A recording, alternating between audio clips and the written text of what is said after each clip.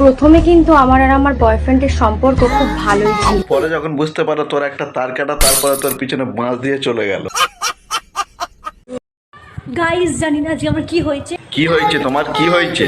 আমার খুব উড়তে ইচ্ছা করছে, মনে হয় আমার পাখনা বেরিয়েছে, তো আমি উড়ছি। এ কেমন ওরা, তোমার তো উঠছে কম দুলছে বেশি।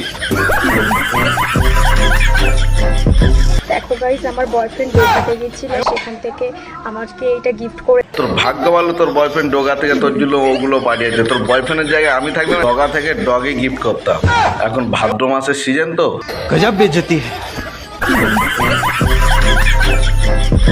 কি বস, ভালো তো। আমি আজকে চলে এসেছি বুক ভরা ভালোবাসা আর পেট ভরা বিরিয়ানি নিয়ে।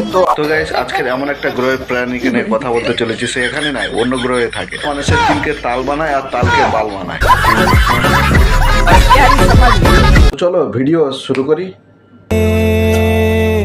मेरे जैसे तो मिलेंगे मिलेंगे हम नहीं, मेरे जैसे। এগুলো দেখেছিলাম সামনে বছর জলে ফুটতে, এবার কোনো গাছে ফুটে আছে। আরে গান্ডু, ওখানে তো জলে ফোটে, ভুল করে তোদের ওখানে ডাঙায় ফুটেছে।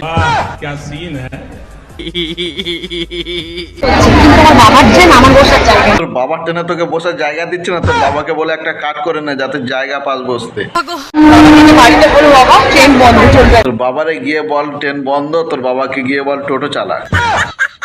আর আমার বাবা ছাড়া পৃথিবী পুরো অচল। দেখতে চাও আমার বাবাকে? হ্যাঁ, দেখা দেখি তোর বাবাটাকে। এই হলো আমার বাবা। কি আর বলি তোরে, পিতৃ পরিচয়টাও ভুলে গেছি। মা বাজার থেকে দু রকমের ফল নিয়ে এসেছে। এই ফলের রঙও জানি না, নামও। একটা কলা আর একটা শশা। শশাটা খেয়ে না, আর কলাটা। মা জানি না বাজার থেকে কি নিয়ে এসছে, এর নাম আমি জানি না। প্লিজ এই ফলের নাম যদি কেউ জানো আমাকে কমেন্টে জানিও। ওটা তোর দাদুর বিচি ফল। সো হেই গাইস, আমার মা দেখো চা খাওয়ার জন্য বাজার থেকে কি সুন্দর একটা কাপ কিনে নিয়ে এসেছে। ওটা চায়ের কাপ না, পিছন মারা বালতি। তোমরা দেখেছো গাইস কি সুন্দর চমকাচ্ছে। আর হ্যাঁ, এখন আমি সকালবেলায়, দুপুরবেলায়, রাতের বেলায় এতে করে চা খাবো গাইস। মানে ভাই কারা এরা, বাথরুমের বালতিতেও চা খায়। গাইস আমি চলেছি হাওড়া ব্রিজে, আর এই হাওড়া ব্রিজটা বানিয়েছে আমার বাবা। তোর বাবা জীবনে অনেক কিছু বানিয়েছে, কিন্তু তোকে মানুষ বানাতে পারিনি। এই গাইস, আমার বাবা সৌদি আরব থেকে কাঁচা সোনা নিয়ে এসেছে।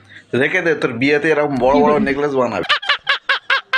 আমার খুব আম খেতে ইচ্ছা করছিল, মাকে বললাম যে মা তুমি আম নিয়ে আসো না। মা আমের বদলে 1 টাকা দামের আমের আচারের চাটনির প্যাকেট এনে দিয়েছে। না মানে ভাই, এর মাথার কোন তারটা কেটে গেছে? শ্যাম্পুকে নিয়ে বলছে আমের আচার। কালকে আমার বাবা রাতের বেলায় আফ্রিকার জঙ্গলে গেছে। আফ্রিকার জঙ্গলে তোর জন্য কি রাশিয়ান মাল খুঁজতে গিয়েছিল? প্রথমে কিন্তু আমার আর আমার বয়ফ্রেন্ডের সম্পর্ক খুব ভালোই ছিল। পরে যখন বুঝতে পারো তোর একটা তার কাটা, তারপরে তোর পিছনে বাঁশ দিয়ে চলে গেল। মাঝখানেও আমাকে অনেক ইগনোর করে, কিন্তু আমি এটা বুঝতে পেরে কালো বিড়ালের 3টে লোম। বলিস কি রে, কালো বিড়ালের লোমের সঙ্গে তোর কিসের সম্পর্ক? আমি কিন্তু কোনো কালো জাদু করিনি। ও, তুই আবার কালো জাদু করিস? দেখিস আমি আবার রোধ করলাম বলে আমাকে যেন কালো জাদু করিস না।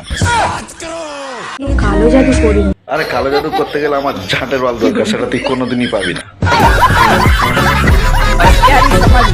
বাবার অটোতে উঠেছি। বাবা কোথায় আমার? বাবা বাবা রে, তোর বাবার অটো আছে আর তোদের দুজনের বাবা কি একটা? আমি এত লাফালাফি করছি কেন? আমি এত এক্সাইটেড বা কেন? তুমি অল্প বয়সে বেশি পেকে গেছো, ওই জন্য লাফালাফি করছো। ওই জন্য বলি, অল্প বয়সে পাগলে ফল, তার দুঃখ হচ্ছে চিরকাল। আমার এক্স এর বাবা মানে আমার হবু শ্বশুর মশাই এই বাঁশ গাছগুলো কেন পুঁতেছিল বুঝতে পেরেছি, যাতে ওনার ছেলে ভালোভাবে দিতে। আর এটাও বল যাতে তুই ভালো করে নিতে পারিস। गजब बेइज्जती है। আমার চলে এসেছে আমার দাদুর ভিক্টোরিয়ায়, আর টিকিট কাউন্টারটা হচ্ছে আমার বাবা। তুই আমাকে একটা জিনিস বোঝা, তোর বাবা আর কোথায় কোথায় কি কিনে রেখেছে? মুখের সামনে আমি ফেল তোর বাবার কাছে।